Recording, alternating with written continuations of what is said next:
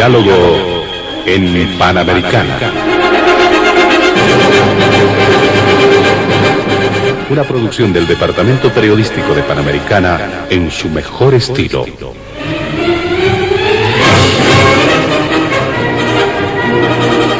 Entrevistas exclusivas sobre temas que crean expectativa general. Diálogo en Panamericana. Los sábados al mediodía y cada domingo a las 8 de la mañana. Quedan ustedes con el staff de periodistas de Radio Panamericana.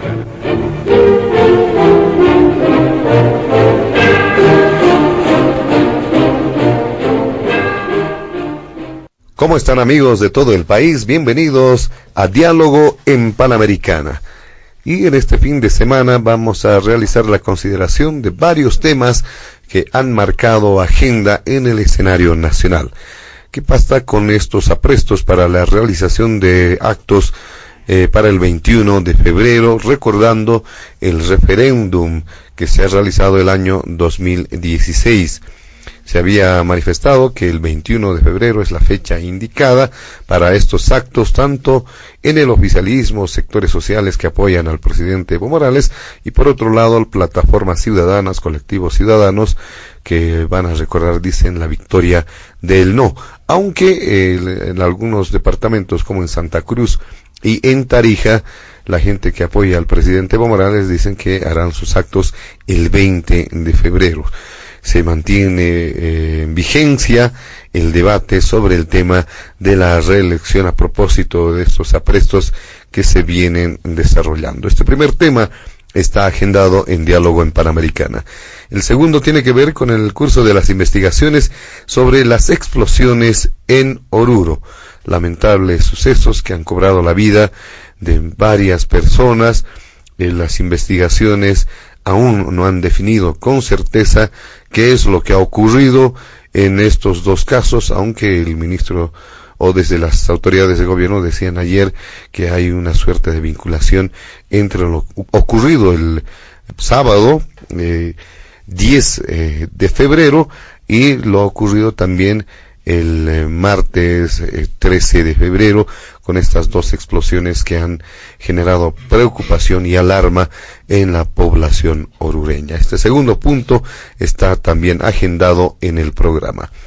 El tercero tiene que ver, y en tono de reflexión, respecto a las evaluaciones que se van a realizar en torno a los actos que acompañan esta fase de alegatos orales ante la Corte Internacional de Justicia de La Haya en el ámbito de la demanda marítima, la fase de alegatos que iniciará el 19 de marzo, pero previamente se han establecido varios actos que se han iniciado, reiteramos, el 14 de febrero, a propósito de recordar también el inicio de la invasión chilena en 1879. Estos tres temas están agendados en Diálogo en Panamericana. Nuestros invitados especiales del fin de semana se encuentran en los estudios de la emisora el exministro de Gobierno, don Hugo Moldis. También está don Carlos Bert como ex autoridad de Estado y don Marcelo Silva como politólogo. Junto a ellos estaremos desarrollando la agenda de Diálogo en Panamericana, junto a mi compañero de trabajo Oscar Cruz y quienes habla José Luis Flores. Antes de comenzar con las primeras consultas en el programa, vamos a solicitarles a nuestros amables invitados del fin de semana evitar emitir cualquier criterio que sea considerado de racismo o discriminación en el marco de las normas vigentes en nuestro país. Oscar. Muchas gracias, José Luis, y reiteramos la bienvenida a nuestros invitados especiales este fin de semana en Diálogo en Panamericana. Vamos a empezar con don Hugo Moldis. Bienvenido, don Hugo. Y dicen que cada día que pasa va subiendo un poquito la tensión en lo que va a significar el próximo 21 de febrero. ¿Qué podrá pasar? Ya que el oficialismo y también colectivos ciudadanos han organizado para el próximo 21 de febrero movilizaciones, pero con distintos objetivos. el movimiento al socialismo va a apoyar la reelección del presidente Morales, y los otros sectores han anunciado un paro movilizado demandando, dicen, el respeto a lo que fue el 21 de febrero del año 2016. Son muchos antecedentes, me imagino, que van a hacer de análisis en esta programación de Panamericana, así que le invitamos. Bienvenido, don Hugo Moldis, al programa. Bueno, buenos días, Oscar, buenos días, José Luis, y saludos a los oyentes de Panamericana, no sin antes también extender estos saludos a Carlos y a Marcelo. Este 21 de febrero, a mi juicio, tiene una connotación distinta de la que tuvo el año pasado, porque es parte de el conjunto, diría yo, de acontecimientos que vamos a tener a lo largo del 2018, que va a ser un año en el que, a mi juicio, se va a definir la relación de fuerzas con las que, por un lado, las fuerzas que apuestan a la continuidad del proceso de cambio, y por otro lado las fuerzas que apuestan a que no sea el estar en oposición a una de las revoluciones y de los procesos más profundos de nuestra historia. Las fuerzas que apoyan el cambio, las fuerzas que se oponen a la continuidad del proceso y que apuestan a objetivos muy heterogéneos, quizá algunos a una suerte de nostalgia del pasado, quizá otros a no retornar al pasado, pero sin saber todavía qué es lo que se quiere, ¿no? Van a tener a lo largo de este año, decía, varios acontecimientos en los cuales se va a disputar las relaciones de fuerza y se va a ir de una y otra manera construyendo casi de manera definitiva, aunque no irreversible, el año 2019, que serán las elecciones.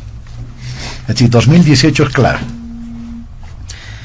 Podríamos, desde una mirada solo electoral, podríamos decir que es una campaña electoral muy larga, pero tengo la impresión de que no se trata solo de una pre-campaña o campaña electoral larga, sino que lo que está en juego de manera estructural es la continuidad o no del proceso de cambio. Y entonces, para tener una correcta visión de los que están disputando la continuidad o no del proceso de cambio, que se va a traducir también, reitero, el 21 de febrero, hay que diferenciar entre aquellos movimientos que solamente son coyunturales y aquellos movimientos de carácter estructural. ¿Sí?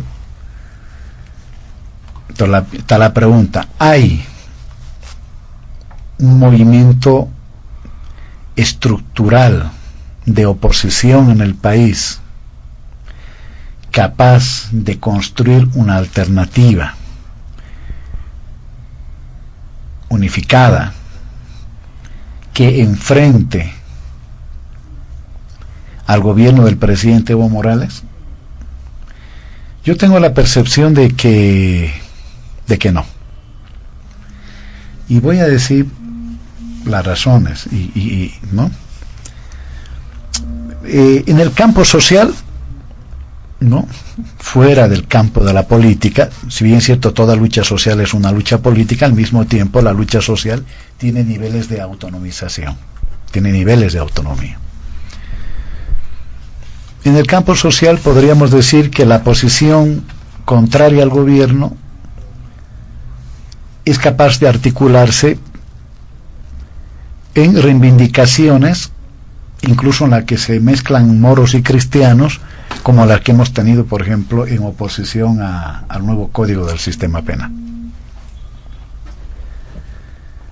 Pueden incluso unificarse en torno a una consigna, que es, ¿no es cierto?, su oposición, ya no solo al gobierno, sino más específicamente es la oposición al fallo emitido por el Tribunal Constitucional. Pero que esa capacidad de unificación en torno a esta consigna termina diluyéndose, termina fragmentándose cuando se trata de tomar una posición político-electoral. Y por eso no es casual que las encuestas de opinión le otorguen muy pero muy malos resultados a jefes políticos de oposición tradicionales, ¿no? En parte porque en esa heterogénea oposición que tenemos en el campo social, en el campo político partidario, tenemos en el campo mediático y en lo que se llaman plataformas ciudadanas, que no es otra cosa que otra forma de organización de los que se oponen a Evo porque no encuentran en los partidos tradicionales una respuesta a lo que están buscando, ¿no? Pero sigue siendo el mismo sector social que nunca ha creído en este proceso ni lo va a hacer. Pues bien, este sector se va a movilizar el 21 de febrero. Todos estos sectores, más bien, ¿no? Y uno puede incluso tener la sensación de que es un sector con una capacidad de fuerte movilización, de gran impacto, ¿no?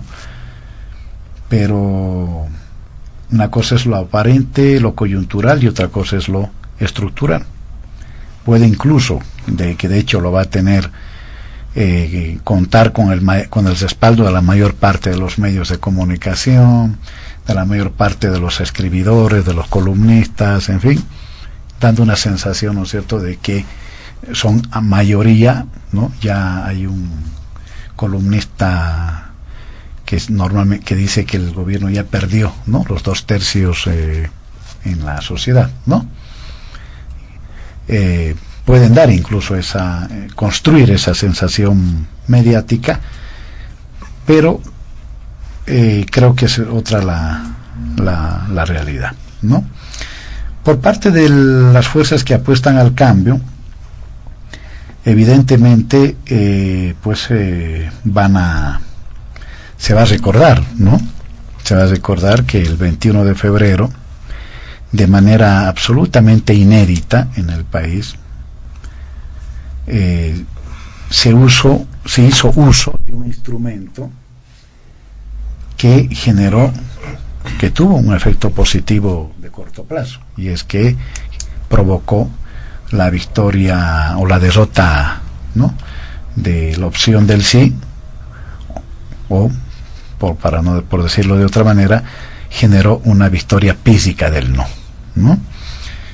Incidió en un sector de la población que normalmente siempre ha votado por Evo Morales, pero que con semejante campaña, a la que evidentemente se sumaron algunos errores de estrategia de parte de los partidarios del sí,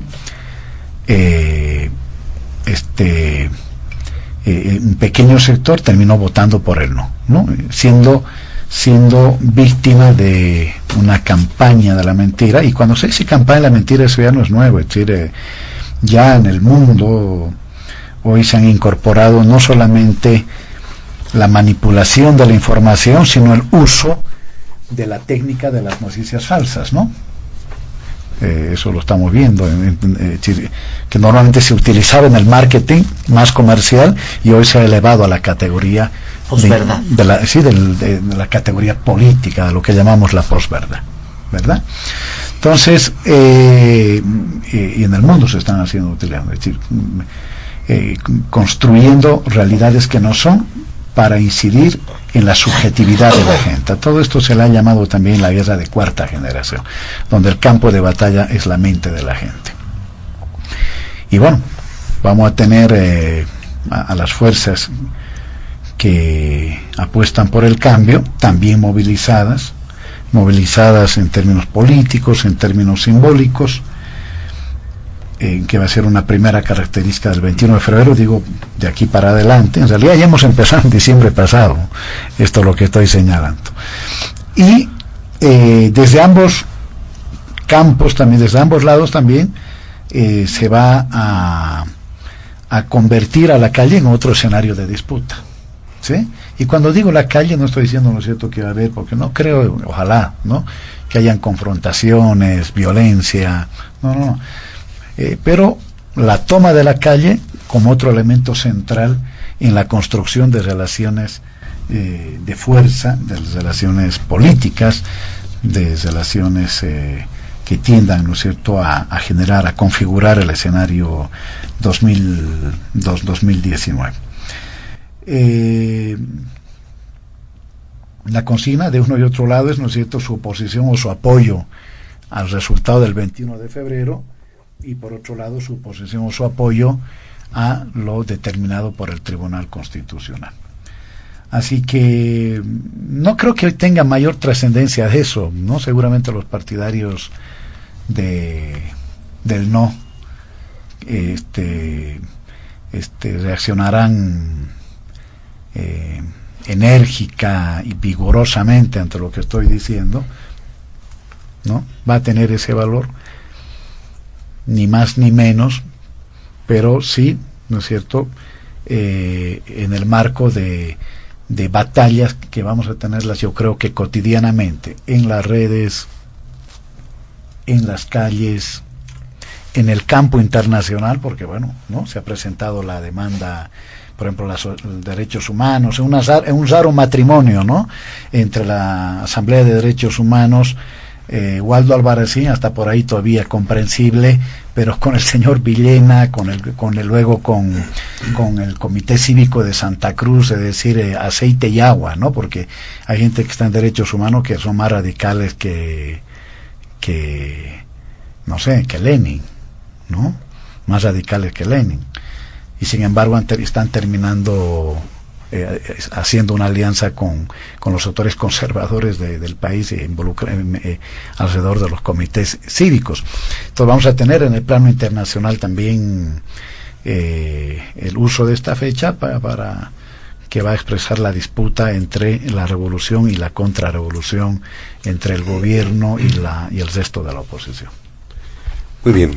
En este primer punto, don Carlos Bert, ¿usted considera que es posible que pueda haber un escenario de disputa o de por lo menos de puesta en el escenario de una búsqueda de establecer una correlación de fuerzas, una medición de fuerzas, tomando en cuenta las convocatorias que se van a realizar, los aprestos que se están registrando hasta el momento?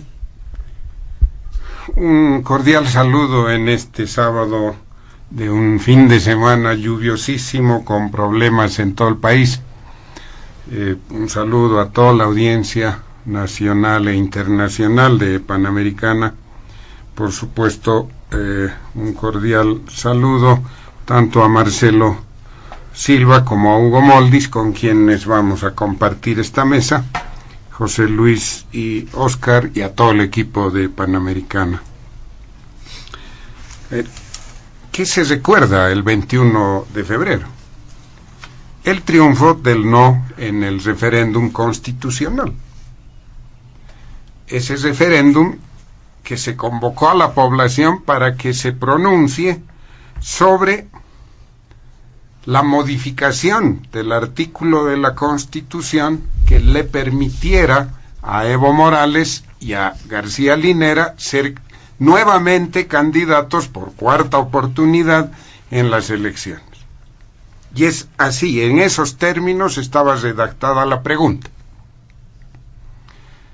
Lo que se recuerda es el triunfo del no. ¿Qué recuerda el MAS? No recuerda absolutamente nada más que un traspié, un mal dato, el haber perdido el referéndum que ellos lo convocaron. Una semana antes del 21 de febrero de 2016, le preguntaron a Evo Morales qué iba a suceder si es que ganaba el no. Y Evo Morales dijo, bueno, si gana el no, pues nos vamos, dijo, no vamos a hacer golpe de Estado. Se atrevió a decir también que el resultado se respetaba así fuese por un voto de diferencia. Claro, en ese momento estaba pensando que seguramente que todavía iba a ganar el sí. Conocidos los resultados, ganó el no. Han pasado los meses y años y ni se están preparando para irse, aunque parece que van a tener que irse nomás, ni se acuerdan de, así sea con un voto, en la democracia se respeta la voluntad de la mayoría. O sea, nada de eso tiene ya valor. Y como tantas veces han repetido lo mismo, han perdido total credibilidad.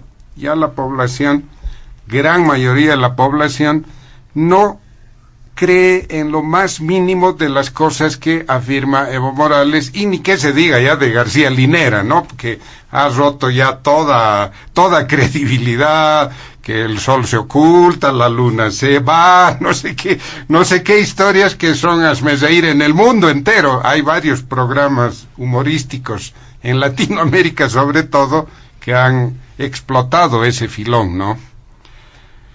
Eso es lo que se recuerda el 21F. Entonces, no entiendo por qué el MAS quiere salir el 21F a hacer manifestaciones, expresiones de ¿qué? De júbilo no puede, de pesar quizás. Si en este escenario, si ellos mantienen esa decisión, que ya la lanzaron hace en 2017, ¿se acuerdan? 21F de 2017 quisieron hacer también el mismo día, pero ante la posibilidad de los enfrentamientos retrocedieron. Yo creo que lo recomendable es eso. Pueden nomás hacer, tienen todo el derecho de hacer, aunque sea un mal rato, recordar lo que les parezca, pueden hacerlo el 20, pueden hacerlo el 22, pueden hacer el propio 21, pero en la noche, cuando ya el resto de la población se está recogiendo a sus domicilios. Si se producen enfrentamientos y hechos de violencia, hay que decirlo con todas sus letras, será de exclusiva y absoluta responsabilidad del gobierno de Evo Morales y de la dirigencia del MAS. ¿Quieren correr con el riesgo? Allá ellos, ¿no? Veremos qué sucede el 21F.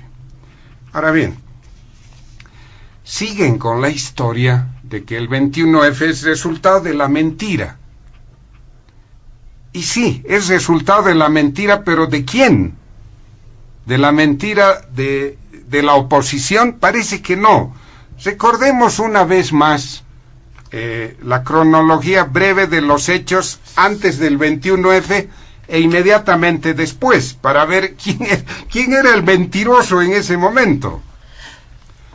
No es que el escandalete, que después se convirtió en un culebrón de telenovela, de Evo Morales y Gabriela Zapata, se hizo público 2 meses, 3 meses antes del 21F, porque solo en ese caso pudo tener efectos electorales. No fue así.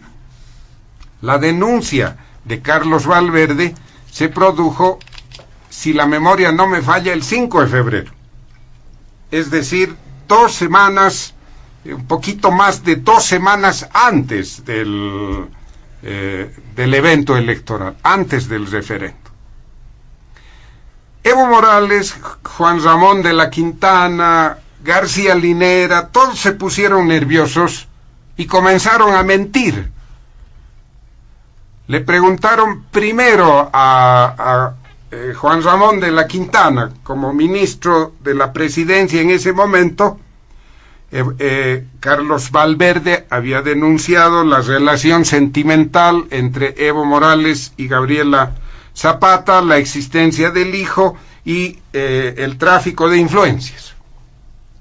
Le preguntan a Juan Ramón de la Quintana y él dice: si hubiera alguna influencia de Evo, diríamos que hay tráfico de influencias, pero ella no tiene ninguna relación, se refiere a Gabriela Zapata, desde el año 2007.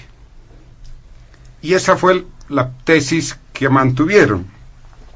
Evo Morales, envalentonado por la declaración de su ministro de la presidencia y hombre de confianza, sale a la palestra y confirma que tuvo un bebé con Gabriela Zapata, pero que el bebé murió.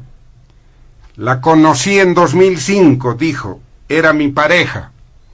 En 2007 tuvimos un bebé y lamentablemente ha fallecido. Tuvimos algunos problemas y a partir de ese momento nos distanciamos. Eso declaró allá por el 6-7 de febrero. Inmediatamente la prensa, estos trabajadores de la prensa muy traviesos, peligrosos, ¿no? Le sacan una fotografía a Evo Morales del carnaval del año anterior, 2015, en Oruro, donde aparece Evo Morales con Gabriela Zapata muy abrazados en el palco oficial en Oruro. Y ese fue el origen de la famosísima frase, ¿no? Claro, la prensa le dijo: señor presidente, usted ha dicho que desde el 2007 no tiene contactos con esta señora, pero aquí está la foto, usted estuvo con ella en el carnaval de Oruro. Dijo: sí, es que tantas personas se me acercan. Cara conocida era, pero no. Bueno, ¿quién estaba mintiendo, pues? El resultado del 21F 2016, en efecto, fue consecuencia parcial de la mentira, pero no de la mentira de la oposición, de las mentiras de este presidente y de sus ministros, que han demostrado ser unos mentirosos profesionales. De otra manera no se explica. Miren, me atrevo a decir, si solo Evo Morales se quedaba callado, no decía nada, hasta 2 semanas después de cuando se produce el voto el 21 de febrero, quizás los resultados hubieran sido ligeramente diferentes.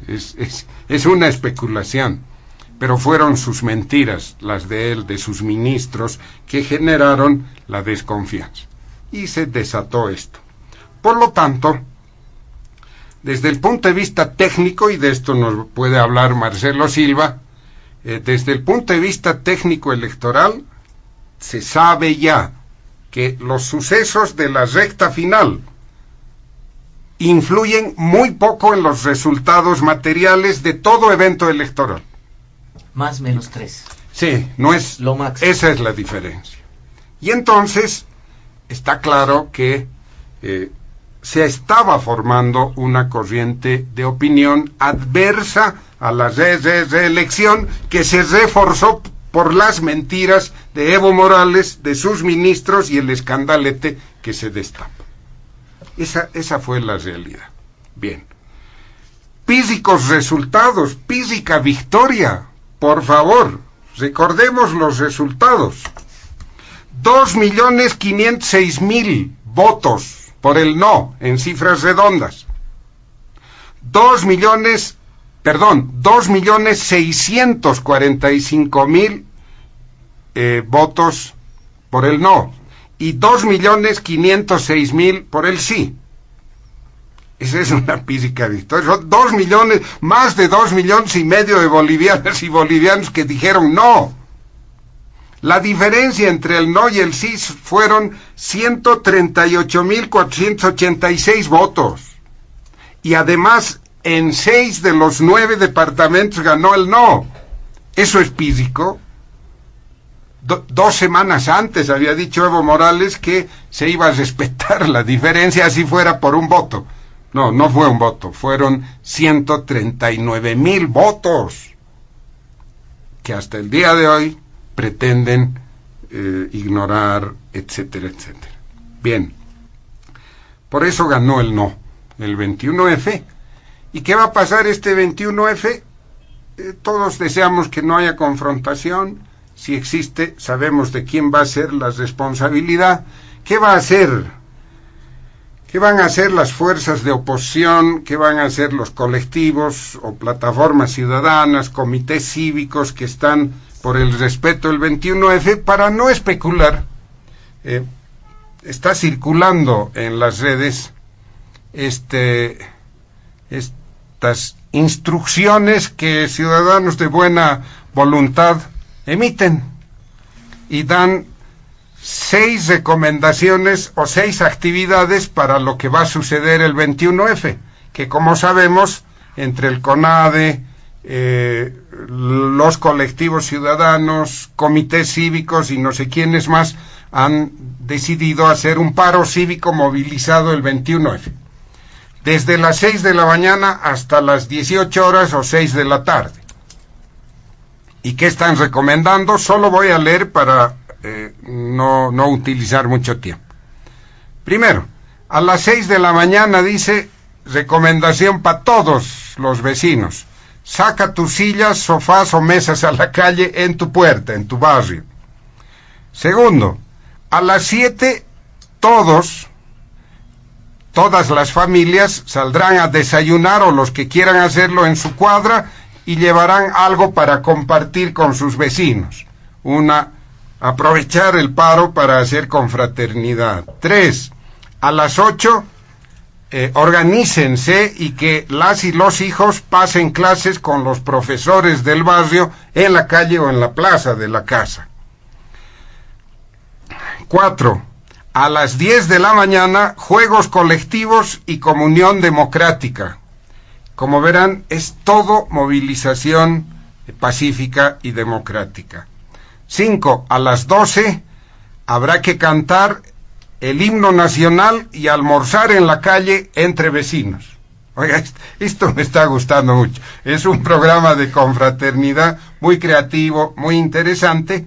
Y finalmente dicen, a partir de las 6 de la tarde, deben concentrarse pacíficamente en las principales plazas de Bolivia y hacer sus manifestaciones y pequeños programas de defensa de la democracia. Es esto lo que va a suceder el 21 de febrero, no sé en qué medida, no sé cuán extenso, y si contra esto Evo Morales, el MAS, quieren desatar violencia, tendrán que atenerse a las consecuencias. Muy bien, muchas gracias, doctor Carlos Bert. ¿Qué nos tiene que decir don Marcelo Silva? Bienvenido a Diálogo en Panamericana. Serán días complicados, en definitiva, dicen algunos sectores, por el temor que existe de vivir algún tipo de enfrentamiento.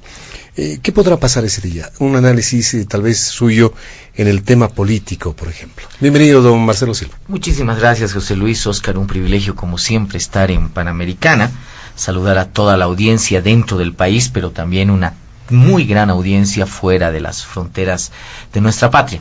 Expresar también un cordial saludo a dos muy buenos amigos, Hugo Moldis y Carlos Bert, con quienes tengo el privilegio de compartir esta mesa de análisis.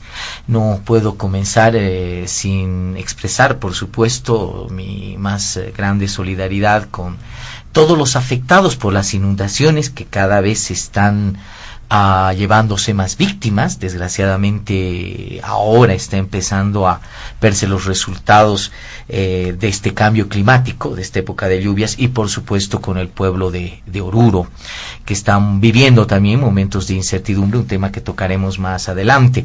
Me imagino que para Chali debe ser un tema muy sensible, senador, diputado, prefecto de Oruro en su momento, así que un cordial saludo también a la gente y a la audiencia de Oruro. Bien, a ver, no voy a entrar en muchos detalles, a los cuales, por supuesto, desde la visión legítima que tiene cada uno de los expositores sobre el 21 de febrero y sus antecedentes, se ha expuesto ya.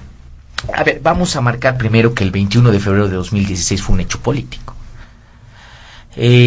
Luego, y reconocido, por supuesto, por las más altas autoridades de este país, por el presidente y el vicepresidente, un error político, ¿no?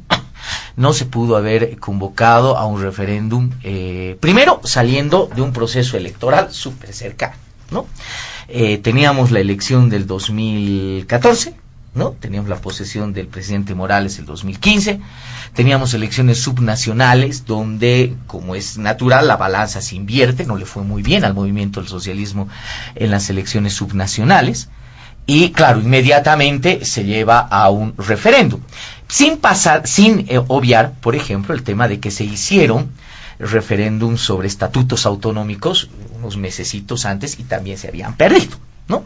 Donde, por supuesto, el movimiento al socialismo hizo campaña a favor de la aprobación de los mismos. Entonces, era un cálculo por demás errado, pues, ¿no? Hacer elecciones después de 2 elecciones consecutivas donde te va mal, ¿no? Tratar de forzar un referéndum, pero además con ciertas características, ¿no? Con una especie de sobreestimación de fuerza política.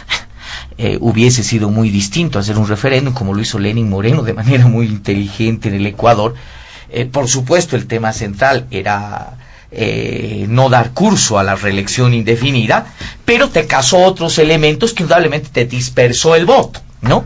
Hubiese sido muy interesante en ese momento, y se lo dijo además, creo que en este mismo espacio, hubiese sido muy interesante en ese momento, por ejemplo, casar el referéndum de reforma constitucional, no solamente con la reelección del presidente y vicepresidente, sino con reforma a la justicia, con reforma, por ejemplo, al número de diputados, etcétera, que eran temas de discusión en ese momento importantes. Pero no, se decidió llevarlo a Evo Morales, sobreestimó esa dimensión, y que vaya solito, pero además con la lógica de que era más que suficiente que Evo Morales podía ganar un referéndum bajo toda lógica para permitirse la repostulación. Bueno, los resultados estuvieron ahí, ¿no? Se perdió, ¿no? Fue la primera elección donde Evo Morales pierde de forma directa, ¿no? Podemos decir que la elección de autoridades judiciales y demás, donde él se puso la camiseta, pero claro, era de una forma indirecta, si se quiere. Pero esta vez el candidato único en el escenario, la figura política única en el escenario, era Evo Morales, y perdió. Y Evo Morales perdió contra sí mismo, además, porque no había contra quién competir, ¿no? La competencia era simplemente una especie de aforismo, que era el no, ¿no? El aforismo no era personalizado, ¿no? Ahí sí coincido plenamente con el vicepresidente en el análisis, se unieron todas las fuerzas contrarias, hubo una especie de creación de colectivos ciudadanos, no ingresaron mucho en la arena los dirigentes o los líderes de partidos políticos, etcétera. Pero bueno, se haya perdido por lo que se haya perdido, se perdió, ¿no? Y fue una derrota política, ¿no? ¿Qué tenía que hacer el movimiento al socialismo? ¿Sentarse y llorar la derrota? No, por supuesto que no, ¿no? Entonces ahí, evidentemente, con una marcada insistencia, además, por supuesto, dependiendo de la figura del presidente Morales, se decidió en diciembre de ese mismo año volver a insistir en la repostulación, ¿no? Se lanzaron 4 caminos, no teniendo cuidado en que esta era una derrota política y que las derrotas políticas hay que superarlas con las mismas armas políticas, ¿no? Entonces surgieron ahí 4 posibilidades, recordemos bien. La primera, el tema de la consulta al Tribunal Constitucional, etcétera. La segunda, un nuevo referéndum. La tercera, una renuncia anticipada del presidente Morales, y la cuarta incluso era una asamblea constituyente, ¿no? La convocatoria de una asamblea constituyente para que se pueda hacer la reforma a la Constitución política por esa misma vía. Bueno, el año pasado, albores del año pasado, se decidió ir por la vía de la consulta al Tribunal Constitucional. Vía, por supuesto, errada, porque lo que el movimiento al socialismo debió haber hecho en ese momento es tomar el ejemplo de Hugo Chávez. El presidente Chávez, recordemos, perdió un referéndum en las mismas condiciones y bajo las mismas características, estrechamente, para que se habilite nuevamente para una repostulación. Pero ¿qué hizo Chávez? Chávez asimiló con mucha inteligencia que la derrota política en las urnas tenía que ser ganada nuevamente en las urnas. Organizó su partido, generó alianzas políticas muy interesantes, hizo modificaciones en el tema del referéndum, movió un poco las fuerzas y el resultado fue que se hizo otro referéndum y ese referéndum lo ganó. El momento en que alguien le decía, no, que la voluntad popular dijo no, el señor Chávez sacaba, el presidente Chávez decía, no, un ratito, esta es la voluntad popular ahora, ¿no? Lo que pasa con el camino del fallo del Tribunal Constitucional es que es el camino más fácil, por supuesto que era el camino más fácil para habilitar al presidente Morales, pero era el del mayor costo político, porque era indudable que esa derrota política en las urnas no podía ser usurpada por 7 personas cambiando absolutamente la voluntad y una votación y un despliegue electoral que fue muy importante el 21 de febrero del 2016. El fallo del Tribunal Constitucional fue un acelerador a ciertos procesos que quisiera mencionarlos muy rápidamente. Primero, te acelera, ¿no?, un imaginario de desgaste del gobierno, ¿no? Hay algo que aquí ya cambia, ¿no? Por ejemplo, lo enfocado en el obrismo, en el tema de la organización de grandes eventos, la entrega de megasobras y demás, queda completamente eclipsada o ya no es suficiente como para poder tapar ese imaginario de usurpación de la voluntad popular. Entonces, ya no tenemos, y en esto creo que seguramente Hugo luego coincidirá, ya no tenemos simplemente el hecho de que las obras eclipsan a una persona o eclipsan a la sociedad, y con eso basta para tener una preferencia o un compromiso político con una diferente fuerza, con una determinada fuerza. Entonces tenemos el Dakar y la gente sale en contra del Dakar. Tenemos inauguración o promesas de grandes obras y a la gente ya no le interesa hacer. Pero además porque ese camino ya está gastado. El hecho que el presidente Morales te inaugure una cuestión grande y demás ya no te causa impacto. Eso significa indudablemente que el desgaste se ha apresurado y que no ha dado cambio a una modificación de la estrategia política.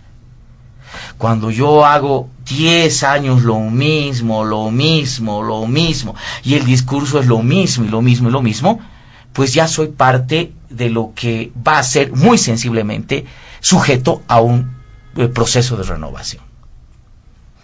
Y entonces el fallo del Tribunal Constitucional acelera ese proceso. Ese es un elemento del desgaste. Yo diría injustamente en algunos casos, porque nadie puede desconocer la grandiosidad que ha tenido el proceso de cambio en muchos de los momentos históricos de este país. Pero aún la gente considerando eso, pero fundamentalmente anclada en este imaginario que te deja el fallo del Tribunal Constitucional, parece ya no importarle. Pero eso también afecta directamente la figura del presidente Morales. Y es algo que también lo estamos viendo ya en las últimas encuestas de percepción.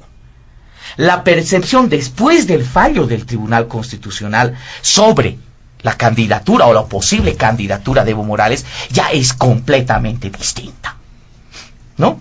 Un proceso que se mantenía de bajada, pero con unos niveles todavía muy, muy estrechos, de repente derrumba, ¿no? Y tenemos encuestas que nos dicen que el presidente Morales no sobrepasa el 25% de posibilidad de electoral. Entonces ahí hay un proceso de aceleración de este imaginario. Fortalece la polarización, porque un fallo de estas características, estoy convencido, lo que hace en ese 52% o ese casi 52% que vota a favor del no, pues lo único que hace es radicalizar esa posición. Dudo mucho que ese 52% después del fallo del Tribunal Constitucional gire de una tendencia política, ¿verdad? Gire, eso es algo muy raro, muy difícil. Más bien lo que haces con ese fallo es polarizar y asentar y fidelizar muy bien ese 52% que está en contra de la repostulación del presidente Morales. Y claro, hay un elemento también que no debo descuidar y que Hugo tenía mucha razón. Acelera también un proceso en la crisis del sistema político, porque no es solamente que el MAS se empieza a tener un proceso de descapitalización política, sino que los otros no tienen ni la más mínima posibilidad de capitalización política de lo que se ha descapitalizado. Y eso significa, por supuesto, un momento donde si nos empezamos a dar cuenta, y probablemente esa es la lógica de algunas plataformas y organizaciones ciudadanas, es buscar algo nuevo. A ver, ¿a quién surge? ¿No? Y allá, obviamente con el sentido de oportunidad política, tenemos a varias aves que están tratando de volar y anidar y decir, yo soy el camino, o yo puedo aparecer nuevo en el escenario, ¿no? Entendiendo, por supuesto, que este desgaste político evidente que tiene el MAS tampoco está siendo capitalizado por el resto de las fuerzas políticas, por lo menos formales. Es vergonzoso que los partidos políticos hoy de oposición tengan que esconderse bajo o refugiarse bajo la fuerza y el ímpetu de plataformas, organizaciones, ¿no? Es decir, el CONADE creado ahí por lo que dice Hugo, un matrimonio extraño, tiene mucha más fuerza que cualquier partido de oposición política, ¿no? Entonces eso demuestra también que son muy raquíticos, muy débiles, ¿no? En esa estructura. ¿A qué apuesta el MAS? Y eso es lo que me preocupa, ¿no? ¿A qué apuesta el MAS? Y con esto finalizo esta primera parte. Lo que a mí me preocupa es que no apuesta mucho al cambio de estrategia en función de revertir este fracaso político que fue el 21 de febrero. Mientras el MAS no lo revierta en las urnas, no lo revierta políticamente, va a ser un símbolo de lo que exactamente Chali dice: la derrota de Evo Morales políticamente en las urnas.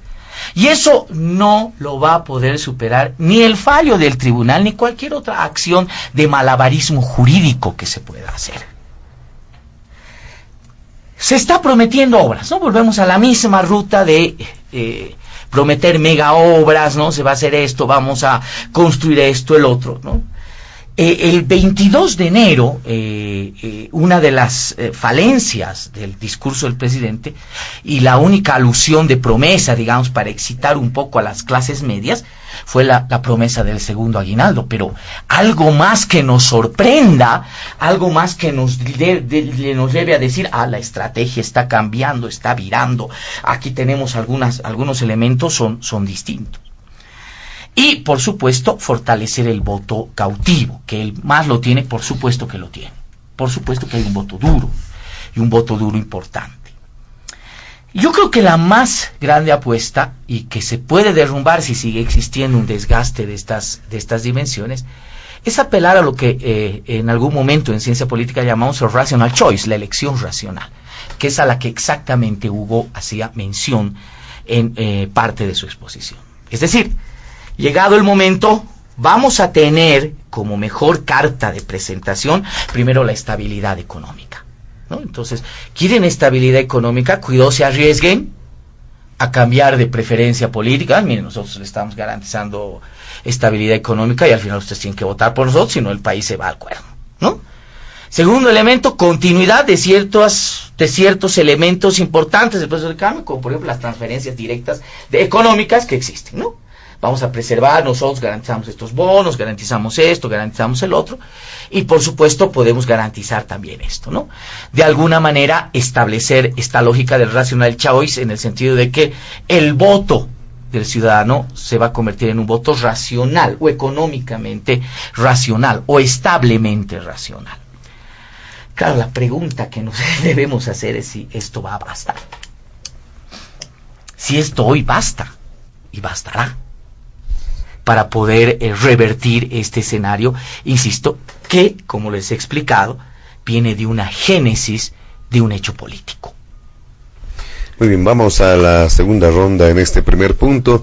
Don Hugo Moldis sin duda tiene varias puntualizaciones haciendo referencia fundamentalmente a lo que ya se ha mencionado, pero quizá también incorporar lo que hace en estas plataformas, en esa diferenciación que se pretende establecer de los sectores o organizaciones políticas tradicionales, dicen, ¿no? De los partidos tradicionales.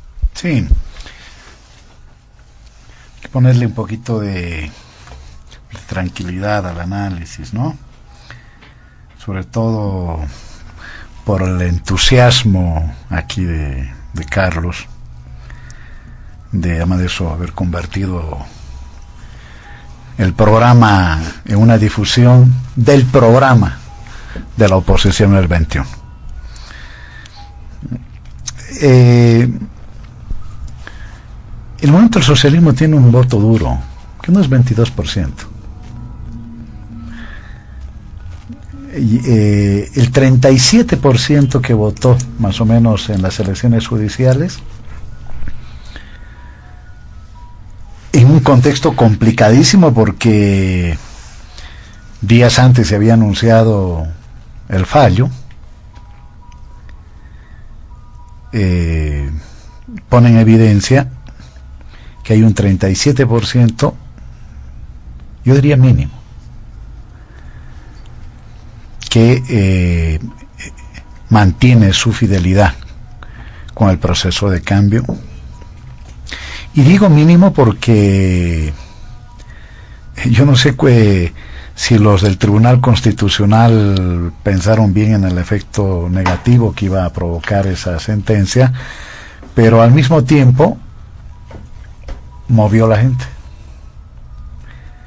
Ese fallo, al mismo tiempo, ante la reacción furibunda y violenta de la oposición, porque acordémonos que en Santa Cruz, tal como había pasado el 2008, esas plataformas quisieron tomar el Tribunal Electoral y otras instituciones del Estado.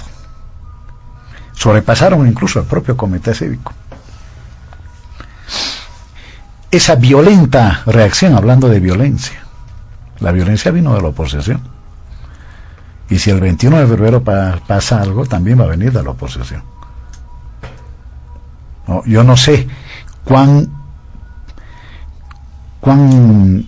de posibilidad tengan los jefes de la oposición, que no controlan a nadie y que se esconden precisamente detrás de las plataformas, no sé cuánto tengan de control para evitar que el 21 de febrero pueda haber violencia contra instituciones, contra gente que respalde el proceso de cambio. Yo espero poder caminar tranquilo, Carlos, el 21. ¿Sí? Sin que me agredan. ¿No? Entonces, no, claro, hacer mi vida cotidiana, ¿no? Y como gente que respalde este proceso puedan ver lo que almuerzan, las clasecitas que pasan, ¿no? En la calle, toman desayuno, en fin, ¿no? Puedan hacer sus actividades sin agredir al otro. Y en este caso el otro es los que, ¿no es cierto?, apuestan por la continuidad del proceso. Eso lo vamos a saber el 21.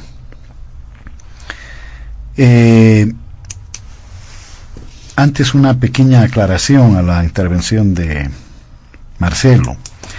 El Congreso Unido del Socialismo no aprobó en diciembre de ese año, sino en diciembre del 2016, un año después, 4 vías. 2 iban por la vía del referendo. ¿Ya? ¿El mismo año fue? No fue. ¿El 16? No, el 16. Claro, el 21 de febrero fue el 16. Sí, el 16. Sí, verdad. Está bien, pero no es que aprobó ahí lo de la Asamblea Constituyente. Fueron 2 por la vía del referendo, uno por iniciativa ciudadana y otro por el mismo mecanismo que se planteó para el referéndum del 2015, sí, legislativo, exactamente. La otra era la renuncia y la otra era la consulta al Tribunal Constitucional en base al derecho a la aplicación del derecho preferente. Renuncia. No, por eso, renuncia es una. 2, por la vía del referéndum. Acortamiento de mandato. Y por eso, renuncia. ¿No? Y finalmente la interpretación constitucional o la aplicación del derecho preferente. Lo de la propuesta de la Asamblea Constituyente no nace como una posición oficial planteada ahí por el vicepresidente, pero no hay una decisión colectiva sobre ese tema. Si tú quieres saber mi opinión, yo hubiera convocado a la Asamblea Constituyente. Mucho. Sí, porque creo que hubiera, y creo que se lo puede hacer todavía, ¿no? Dar un giro, ¿no? Un golpe de timón, porque eso va a activar a las bases sociales del movimiento del socialismo, las va a poner en movimiento. Están un poco dormidas, pero que estén dormidas, no se equivoquen, y no lo estoy diciendo más allá, ¿no es cierto?, de mi plena y absoluta identificación con el proceso, ¿no? No están dormidas, hay 35, 37, 40% que es un voto duro. ¿Qué va a pasar al frente? Al frente, porque se habla del voto que de ese 22, no creo en esa encuesta, yo creo que fue muy mal realizada, no creo para nada. Ha habido otras cuentas casi que paralelas a esta del 22%, donde hemos visto con el 35, 38%. ¿Qué va a pasar al frente?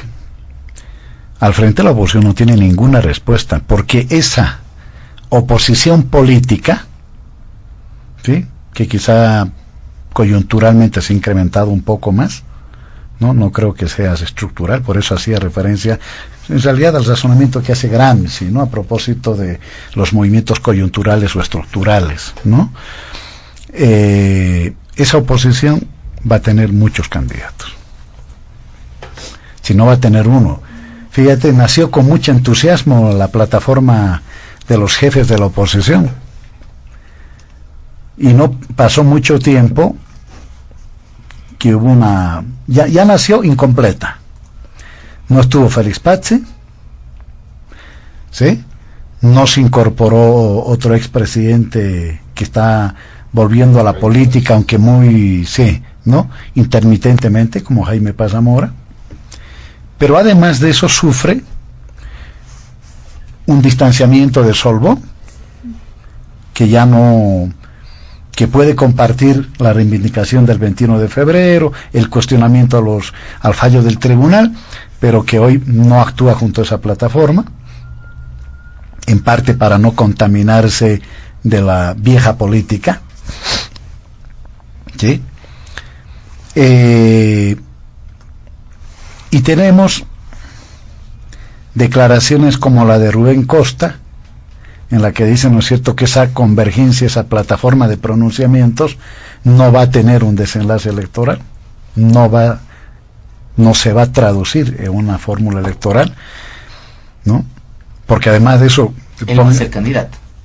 Eso me da, porque pónganse a pensar, un tipo que gobernador no se va a meter alcalde, ¿no ves? Es decir, ¿qué hace con su base social? ¿Cómo fideliza el apoyo de su base social siendo candidato a alcalde? Nada más que por manejar más recursos que maneja la alcaldía, más recursos que el gobernador.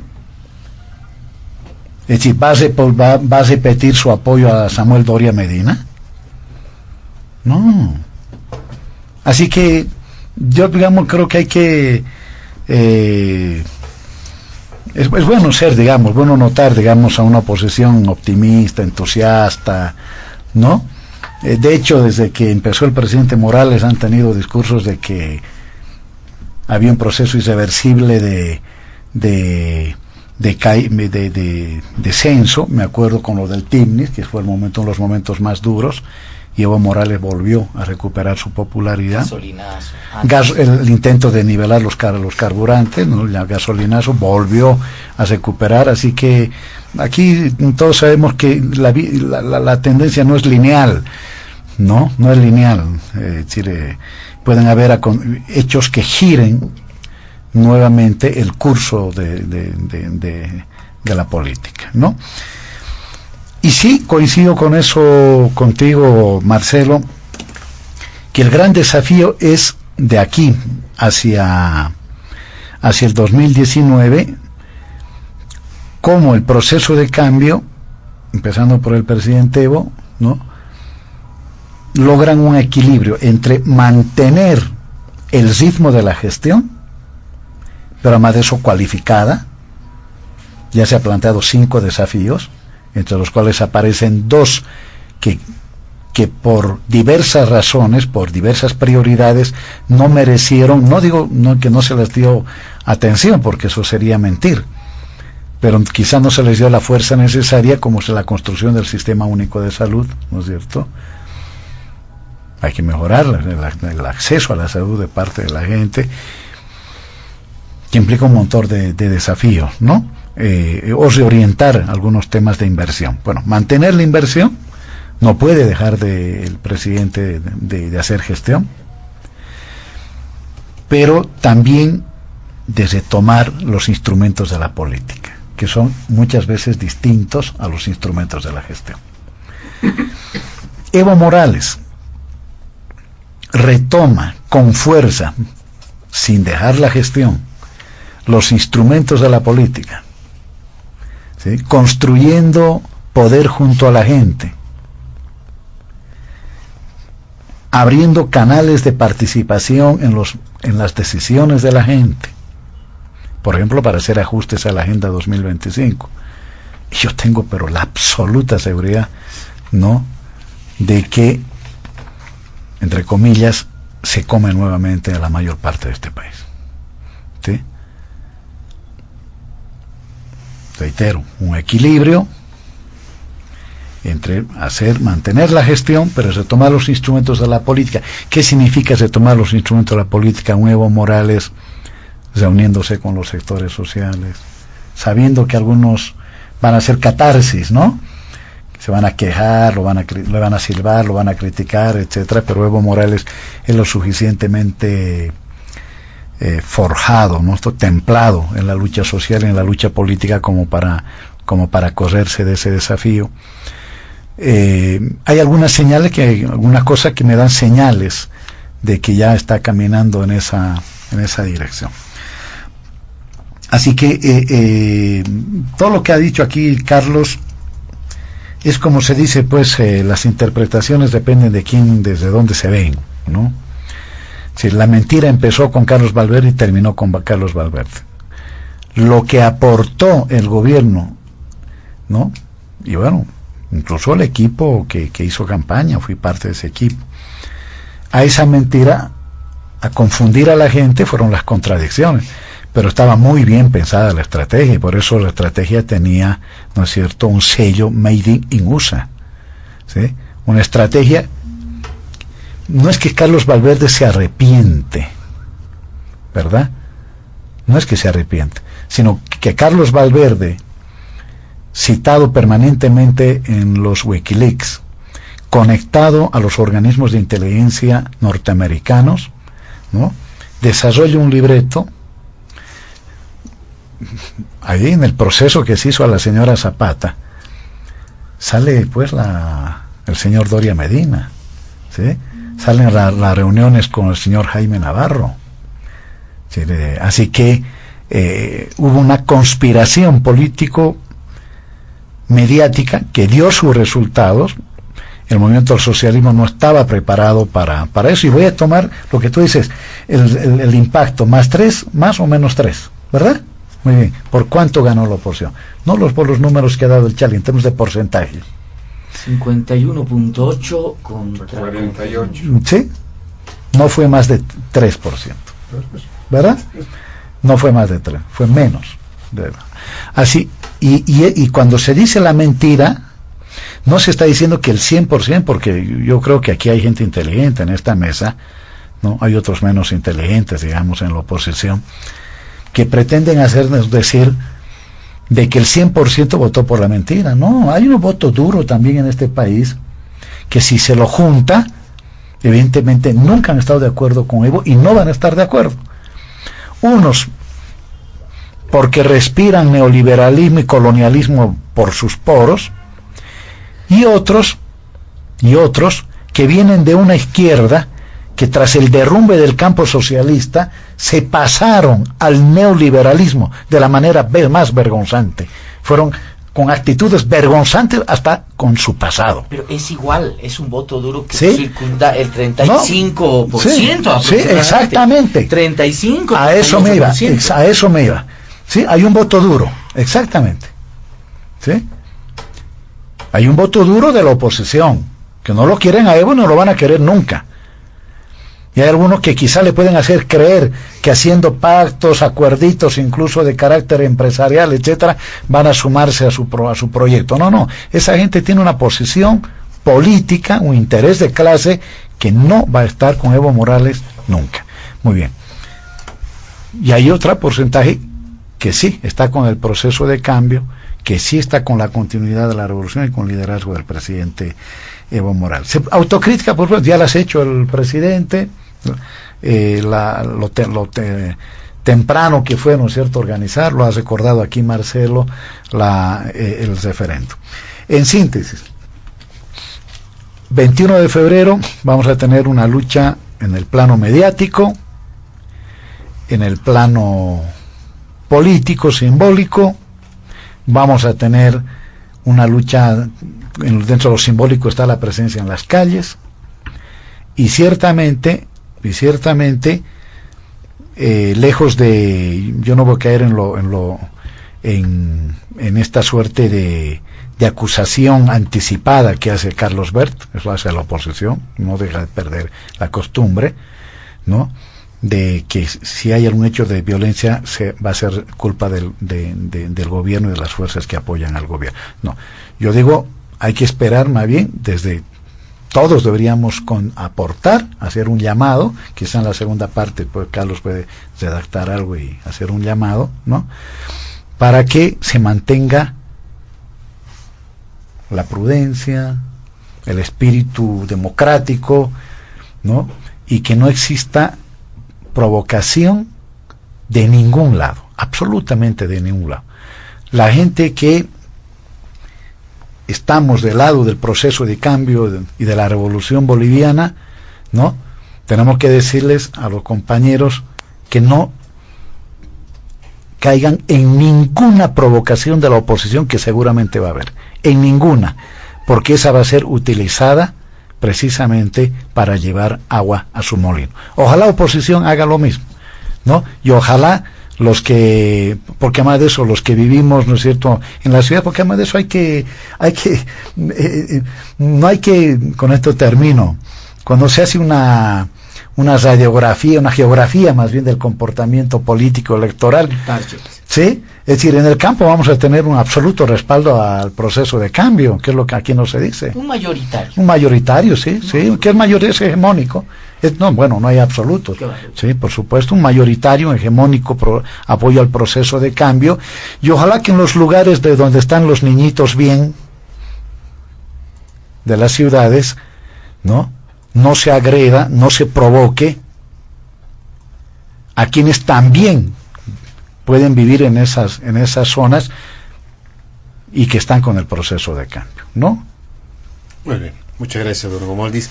Doctor Carlos Verde, criterios suyos en torno a lo que ha manifestado don Hugo Moldis. Bueno, creo que está todo dicho, ¿no?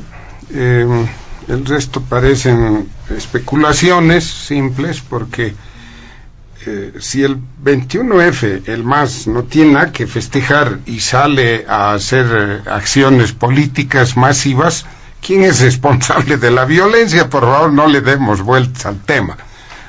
Quieren violencia, salen. No quieren violencia, esperen a la noche o háganlo al día siguiente, por favor, y no eludan más responsabilidades. Ahora, el voto duro, las encuestas, que se nos ha colado al tema, y bueno, que se haya colado, porque sobre el 21F creo que ya hemos dicho todo lo que va a suceder. A ver, voto duro del 37%. A ver, en política no hay nada que sea rígido nunca. No se mantienen las personas fieles desde que toman una posición hasta el día de su muerte. Eso sucede con muy poca gente, que sí los hay, responde a eventos históricos catastróficos como revoluciones con alta cuota de sangre, ¿no? Solo en esos casos la gente en su conciencia queda marcada y durante décadas mantienen una posición. En la realidad, las personas nos movemos, se mueven en función de sus intereses, de sus convicciones, de cómo leen la realidad, y la realidad siempre es cambiante. La coyuntura también. Y la coyuntura cambia, ¿no es cierto? Bien. ¿Qué ha sucedido con las bases sociales de Evo Morales y del MAS que daban ese 37% y le permitían saltar al 52%? ¿Qué ha sucedido? A ver. El pacto de la unidad se ha roto. Esa base de diversidad y de identidades originarias que le dio una gran fuerza al discurso masista, esa plataforma se ha roto. Se ha dividido, ya sabemos, no vamos a repetir, con Amaxidov por un lado, pueblos indígenas, y por el otro lado, organismos sindicales. Esto ha determinado que los pueblos indígenas del oriente, de tierras bajas, mayoritariamente migren hacia otras direcciones. Pero no ha quedado la migración solo en esto. Las cooperativas mineras, que eran el grupo de choque del MAS y del gobierno, ya no están con el gobierno. Los transportistas están cada vez más enfrentados, alejados y afectados por la política económica y las medidas gubernamentales. No me voy a detener en analizar el por qué. Estoy haciendo simplemente un listado. Comerciantes, cada vez más enfrentados con sus gobiernos locales y con el gobierno del MAS, divididos. Estas migraciones le han obligado al gobierno a fracturar las organizaciones sociales que eran su base. Este gobierno está haciendo lo que los gobiernos de derecha jamás pudieron hacer. Han dividido organizaciones populares y están a punto de consumar la división de la COV. Eso ningún gobierno pudo realizar, mucho menos un gobierno que dice ser representante del campo popular. Las clases medias, bueno, creo que no hay que abundar mucho. Las clases medias estuvieron arrinconadas, cierta expectativa, y los últimos acontecimientos han mostrado hacia dónde han girado estas capas sociales. El apoyo en los barrios periféricos de las ciudades está mermando. Cada vez es menor el apoyo que tiene el MAS.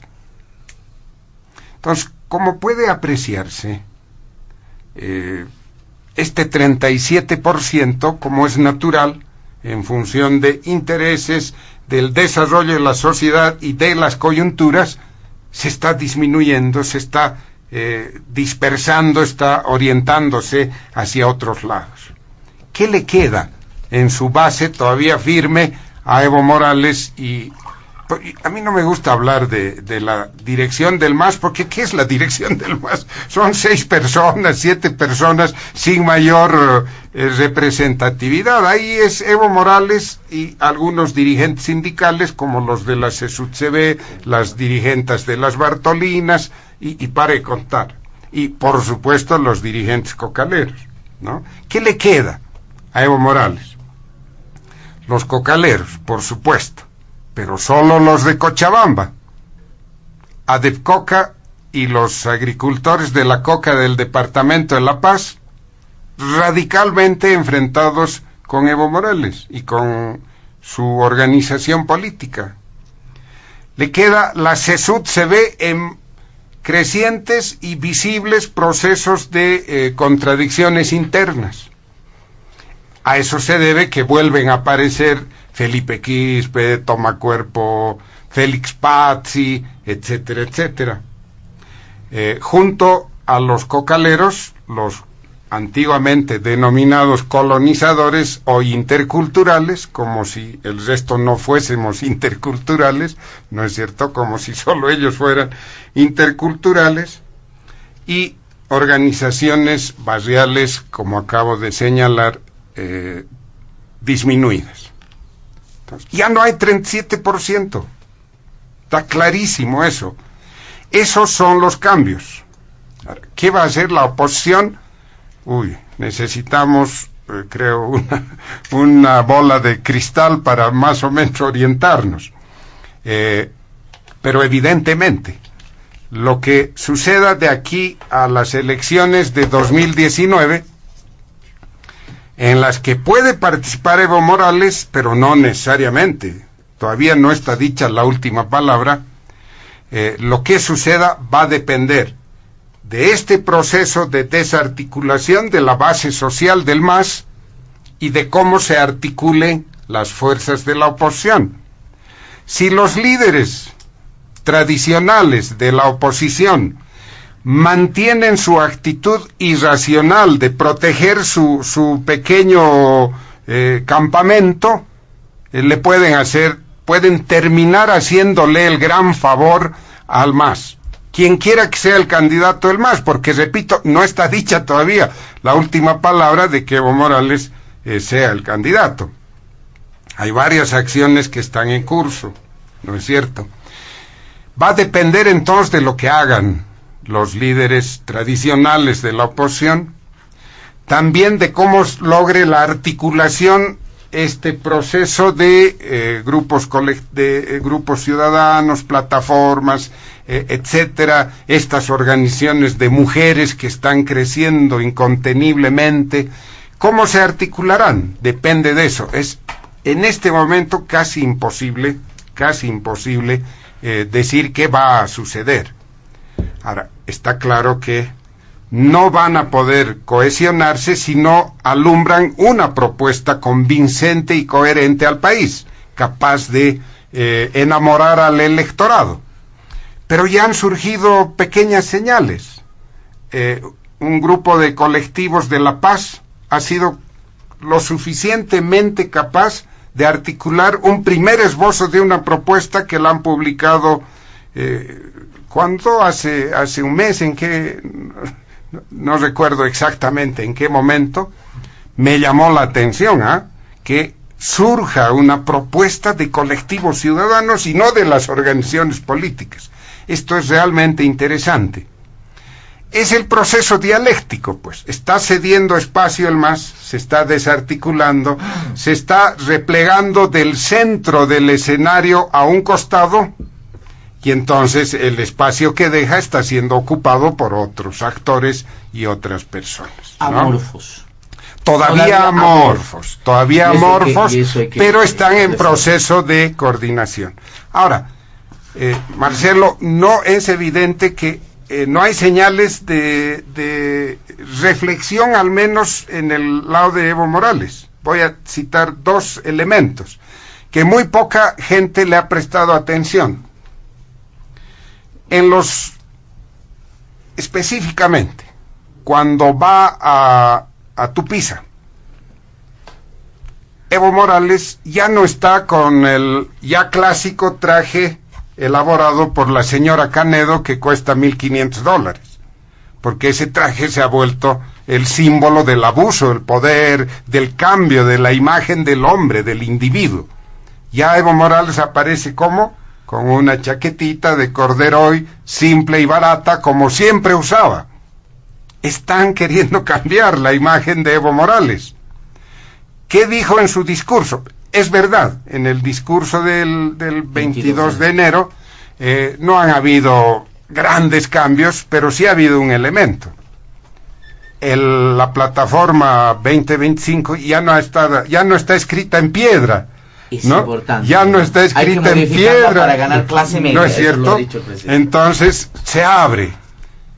Han acusado el golpe, han hecho análisis, quieren cambiar imagen, pero pareciera, como suele suceder, que el proceso está muy avanzado, que la pérdida de credibilidad es muy grande, que esta pérdida de credibilidad se está convirtiendo en pérdida de legitimidad, y las consecuencias van a ser casi irreversibles. Para finalizar este primer punto, don Marcelo Silva. Sí, a ver, sin tener el ánimo de ser absolutamente determinista en nada, porque hay algo que los tres sabemos aquí en la mesa de manera perfecta, teórica y prácticamente. Además, la política se hace sobre coyunturas, ¿verdad? Es el único escenario posible de la acción política, no hay otra, ¿no? Entonces, por supuesto, las coyunturas pueden tener una modificación que nos pueden tener o nos pueden llevar aquí algunos meses a hacer otro tipo de lectura. Pero creo que este momento de descapitalización, y quiero insistir en ello, hay una descapitalización política muy, pero muy importante del movimiento al socialismo. Creo que el movimiento al socialismo, el presidente Morales, están en su peor momento de descapitalización política, muy, muy dura. Creo que tienen otros elementos que son más importantes, Charlie. Hay algunos que a mí me parece que pueden generar un tipo de implosión dentro del movimiento al socialismo, que generan una distancia, un desencanto, un desenamoramiento, pero que, insisto una vez más, tampoco está siendo capitalizado por por los partidos de oposición. Es decir, no hay un traspaso directo de esa descapitalización a otra instancia, y eso también es algo importante. No deja de ser un punto de reflexión, porque si eso no sucediese en algún momento, va a volver nomás a su flujo de capital, va a volver donde se ha descapitalizado, y eso hay que tener un cierto cuidado también, ¿no? Yo pienso que hay algunos elementos que el MAS debe reflexionar fundamentalmente. Primero, este elemento de implosión, de baja en ciertos sectores y demás, es porque ya hay una visión cada vez más evidente, y se pone demasiado énfasis en ello, en una oligarquización del partido y de la gestión gubernamental. Y esto te choca plenamente con el criterio de crítica fundamental a los partidos neoliberales. Cuando era estudiante de ciencia política y la democracia pactada estaba en pleno auge, uno de los trabajos de investigación que realicé en la universidad fue ver cuántas personas de los partidos políticos de ese entonces, estábamos hablando del trípode, MNR, MIR, ADN, que era el trípode de la democracia pactada. Ahí tenía su CS, CONDEPA, luego al final Nueva Fuerza Republicana, que eran los que reforzaban este trípode. ¿Cuántas de estas personas ocupaban cargos políticos, no? Y había resultados, pero espantosos, ¿no? No voy a mencionar el partido, pero uno de los partidos tenía entre 47 y 48 personas que rotaban, porque además los espacios eran más pequeños, tenías menos número de diputados, menos número de senadores, te dividías los viceministerios, te dividías las cancillerías, te dividías las prefecturas, ¿verdad? Era la característica. 47 a 48 personas que siempre eran los mismos. Entonces 47 y 48 eran senadores en una gestión, pero por ahí les convenía más que sean candidatos a alcaldes, entonces te renunciaban. Eran ministros, ¿no? Eran embajadores, prefectos, ¿no? A veces en la misma gestión. Yo recuerdo un caso, tampoco voy a mencionar el nombre, donde un ministro pidió licencia, un ministro nombrado tuvo que pedir licencia en su cargo de ministro por unas cuantas horas para volver a la Cámara de Diputados para votar. Y luego volvió a ser ministro. Dos, ¿verdad? O sea, imagínense eso, ¿no? Uno en el MNR y otro en el MIR. ¿Verdad? Así de sencillo. O sea, ese poder estaba concentrado. Hoy, más allá de una representación muy importante, ¿no? Muy importante en el tema de una representación que se está quedando casi simbólica en la Asamblea Legislativa Plurinacional, porque no se están tomando las decisiones fundamentales ahí. Vemos a la gente que toma decisiones los mismos rotando. y parece que no tuvieses más gente, que tienes que sacar un diputado para ponerlo de ministro, y tienes que sacar a otra persona para volverlo a poner aquí, tienes que sacarlo del Brasil para traerlo, tenerlo para viceministro, ¿no? Y yo creo que eso te genera molestias dentro de aquellas instancias y sectores que son importantes, además muy masivos en la estructura del movimiento al socialismo, que dicen, un ratito, ¿y a mí cuándo me va a tocar? ¿Cuándo voy a asumir no una instancia de decisión política cuando estas caras las estoy viendo 10 años o 12 años y son las mismas? Y no hay una renovación política.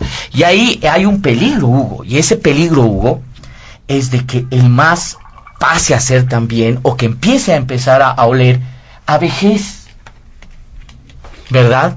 Y la renovación también sea una necesidad, el cambio sea una necesidad también en el MAS, dentro del MAS, y por supuesto en lo que pueda surgir de las decisiones de ese grupo que es reducido.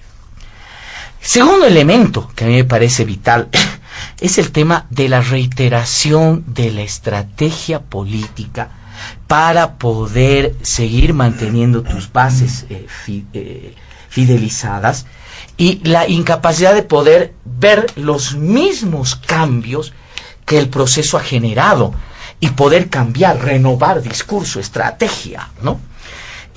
Seguimos hablando de la apelación al imperio, a la derecha, que los neoliberales, cuando los ciudadanos sabemos de manera simple que esa no es la fuerza real de la oposición. Cuando escucho a los ministros diciendo, es que la oposición, la derecha, háganme el favor, están sobreestimando un poder que la derecha y los partidos minusválidos en este momento de oposición, permítanme el término, son.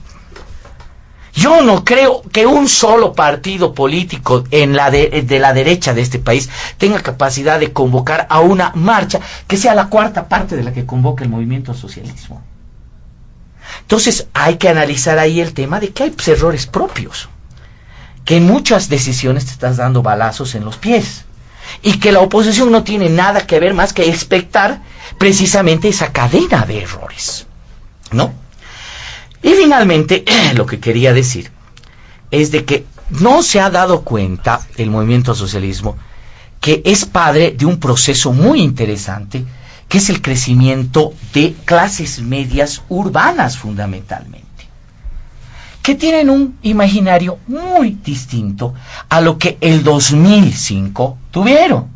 Cuando nuestros compañeros, Huguito, tienen a sus hijos en la católica, cuando ya tienen la posibilidad de meterlos a la católica, cuando tienen la posibilidad de meterlos a un colegio privado, etcétera, entran pues en una lógica distinta. Generalmente cuando eres nuevo en un grupo social tratas de asimilar los valores y los discursos, ¿verdad?, de ese grupo que está primero. No vas a entrar a cambiarlos directamente. Y ese creo que es un elemento tampoco que fue visto en el MAS. El crecimiento, que el mismo presidente Morales lo ha reconocido con una cifra de 3 millones de clase media en el país. Donde tienes además un sector muy importante que son los famosos millennials. Eso significa gente que por supuesto ha nacido en otra coyuntura política y no les causa ningún tipo de excitación recordar a Banzer, a Goni. Yo soy docente universitario, me cuesta hacerles entender a algunos alumnos de primera año quién era Banzer, quién era Goni, ¿no? Es como que a nosotros nos mostraran una foto de Pando, ¿no? No nos va a causar mayor excitación, a menos que yo creo que aquí todos somos amantes de la historia, pero al común no, pues, ¿verdad? Es decir, pero eso es antiguo, es pasado, ¿y ahora qué sucede? ¿No? ¿Cuál es la idea? Ahí está el tema de guerra tecnológica, que hay que preparar esto. Yo creo que son esos elementos fundamentales de los que hay que hablar dentro del movimiento del socialismo para poder establecer una posibilidad de cambio de tendencia para poder actuar mucho mejor en las coyunturas que Hugo ha descrito, creo que con mucha claridad, que se vienen adelante. Esto no ha terminado, no ha parado. Vamos a tener todavía un montón de coyunturas difíciles. Finalmente, ¿no? Creo que los elementos que tiene que tomar la oposición política, y ahí está el otro actor, no solamente tienen que pasar por una demanda internacional, Chali, que puede establecer y poner duda a nivel internacional el tema de una posible repostulación de Evo Morales. Tiene que también pasar por la unidad. Matemáticamente es imposible, así haciendo números, que la oposición tenga algún chance si no presenta un candidato de unidad. Es muy difícil. No apuesten a la teoría peligrosa de algunos que dicen, pero vamos todos y en la segunda vuelta nos unimos. Es fracaso, eso va a ir a fracasar, ¿no? Eso va a ir a fracasar. Entonces, si la oposición quiere tener éxito, tiene que presentar una candidatura de unidad. Pero aparte de ello, te tiene que presentar también un elemento de certeza. Porque eso es lo que va a jugar el movimiento socialismo. Señores, esto es lo que estamos haciendo y es lo que nosotros les podemos garantizar. Y en este momento, ante la carencia de estos elementos de propuesta, claro, llegado el momento, va a decir, y por la oposición que nos ofrece, el salto al vacío, ¿no? Entonces son estos elementos los cuales me parece que hay que trabajar muchísimo, y no sé si la oposición también lo logrará. Caramba, qué pena que los medios de comunicación, y esto es una exhortación a los medios de comunicación, hayan reducido su perfil. Porque en otrora, hace unos 20, 30 años, ya tuviésemos en fila candidatos de los medios de comunicación a suplir precisamente este deterioro que tiene no solamente el MAS, no solamente los partidos de oposición, el sistema político en general. Muy bien, vamos a pedirles por favor acelerar un poquito la participación. Vamos a referirnos también en los siguientes minutos al segundo punto de Diálogo en Panamericana, el curso de las investigaciones sobre las explosiones en Oruro. Sin duda, don Hugo Moldis ha sido uno de los hechos más relevantes de la semana en la ciudad de Oruro, donde 2 explosiones han enlutado ese departamento. 12 personas fallecieron, más de 50 han resultado gravemente heridas. Esto ha generado diversos criterios, reacciones, comentarios, incluso dice que por ahí se intentó politizar e incluso se ha cuestionado mucho un tuit que usted posteó en las redes sociales. Don Hugo Moldis. Sí. A ver, eso va a ser muy rápido, precisamente para no especular. En realidad nunca ha sido mi ánimo especular sobre el tema. Lo que los hechos han ido confirmando, la realidad y confirmando parte, todavía falta una partecita, la segunda parte falta, ¿no? La primera parte ya se ha confirmado, ¿no? Es decir, no fueron explosiones accidentales y no fueron atentados. Bueno, pero antes de eso, la COP siempre ha estado vacilante frente al proceso de cambio, Carlos, ¿sí?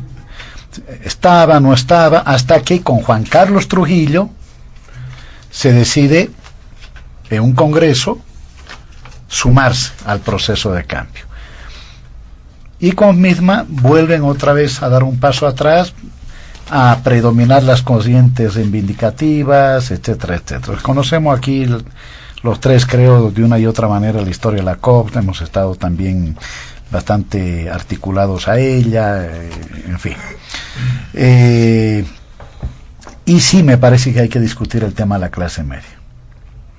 Porque si hay algo que yo creo que de esos 3 millones de personas que se dice que han pasado a la clase media, es donde es uno de los errores que el gobierno y el movimiento socialista están obligados a rectificar. Una cosa es que los trabajadores tengan más ingresos, ¿sí? Esto nos lleva a una discusión teórica a propósito de la determinación de clase, ¿no? Y otra cosa es precisamente coadyuvar de manera, yo creo, obviamente no de manera deseada, ¿no? No es que se quiere ese efecto, pero discursivamente haber provocado una despolitización ideológica y política de un sujeto social que ha sido dignificado por este proceso. Hoy los trabajadores, no la clase media, los trabajadores urbanos y rurales ganan salarios que no tuvo el neoliberalismo capacidad de darles. Esos trabajadores tienen hoy una patria recuperada, ¿no es cierto?, en términos de independencia económica y soberanía política, pero son los trabajadores. Yo no niego que un porcentaje de ese sector haya pasado real y efectivamente a la clase media, ¿sí? Muy bien. ante la cual también hay que tener una política, ¿sí? Creo que precisamente va por ahí. Es decir, el primer paso es de constituir al sujeto que hizo posible este proceso. Y la reconstitución de ese sujeto no es un tema de laboratorio, no es un tema teórico, es un tema político. Y está en las manos del presidente, está en las manos de los dirigentes del movimiento al socialismo, que han caído en una suerte de pasividad. Tú dices un proceso de oligarquización, es duro, pero quizá habría que también asumirlo en algunos casos. Y algunos que creen que han conquistado el cielo por asalto, como decía Marx, ¿no? Y nadie conquista el cielo por asalto, ¿no? Hay todavía mucho por luchar mientras haya imperialismo y mientras haya capitalismo, ¿sí? Es otro debate a propósito de si le decimos a la gente o no, porque la historia larga, ¿no? Es verdad que hablarles ya del 80 es prehistoria, pero la pregunta es si debemos sumarnos a esa corriente, que no es solo en Bolivia, sino en el mundo, ¿no? De no tener un registro de largo plazo. Eso es un debate también político, pero también, ¿no es cierto?, obviamente académico, en fin. Pero bueno, sobre los hechos de Oruro. Lamentable, es una pérdida de 12 vidas, creo que más de 50 heridos en ambos hechos. No había ocurrido esto en el país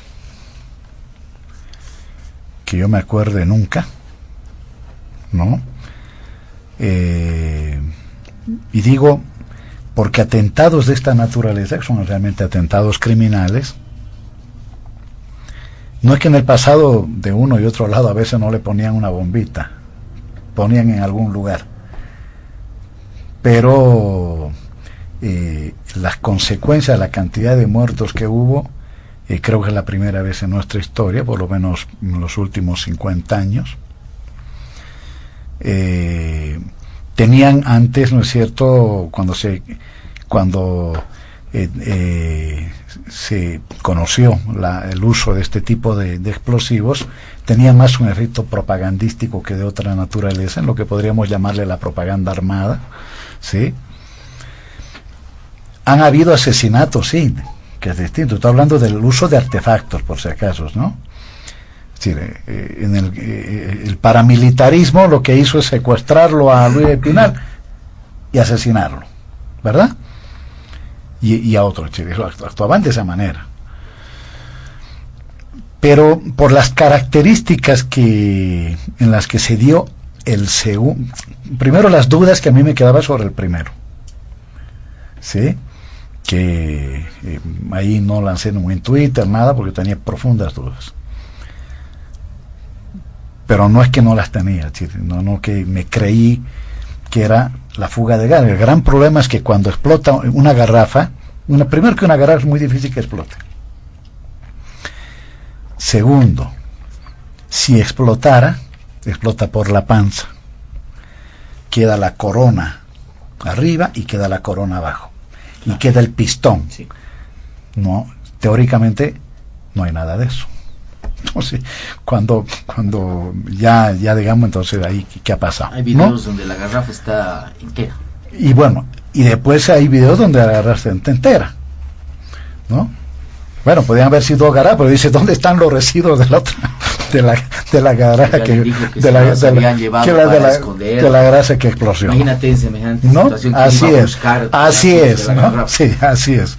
Entonces, pero ya cuando el segundo hecho genera, ¿no es cierto?, características distintas al primero, por el uso de la dinamita, evidentemente la primera conclusión que nos saca es que se estuvo ante un atentado. Pensándolo bien, a ver, dos hipótesis grandes, voy a lanzar una: que sea un individuo,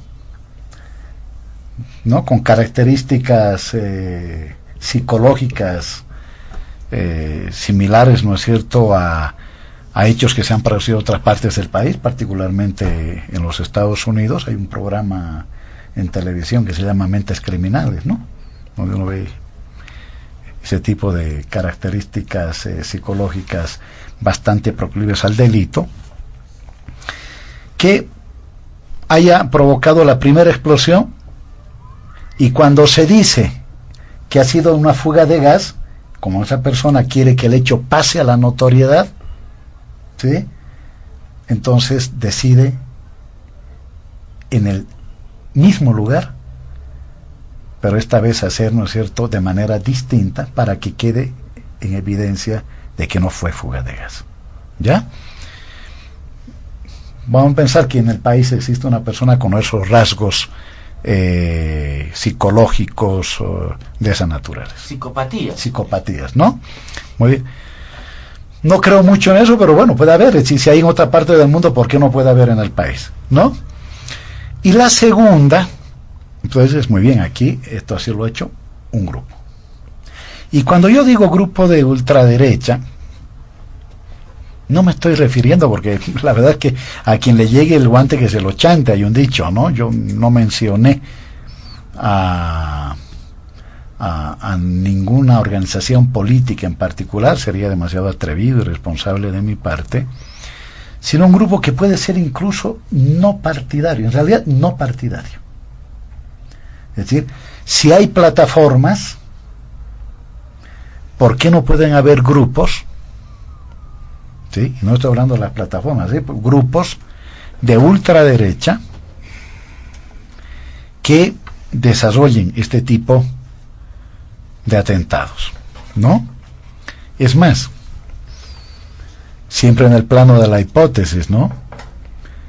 Y el Twitter en realidad era una hipótesis. Decía, sí, los hechos de Oruro fueron atentados, entonces estamos ante un proceso de conspiración contra la democracia y contra el proceso de cambio. Yo voy a lanzar una idea más a título siempre de ser criticado, ¿no? Es decir, tengo la impresión de que si ha sido un grupo organizado que ante el hecho de haberse sentido minimizado porque se dijo que era una fuga de gas y decidió dejar constancia de que no era una fuga de gas, podría tener incluso algunos elementos internacionales, es decir, digo, gente de fuera del país, ¿no?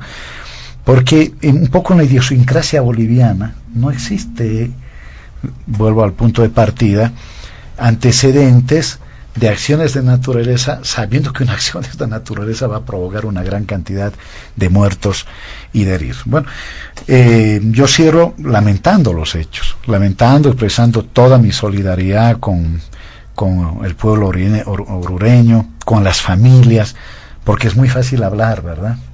Lo difícil es sentir que se te fue tu padre, tu madre, tu amigo, tu cuñado, tu amigo de infancia. Es duro, es muy duro eso.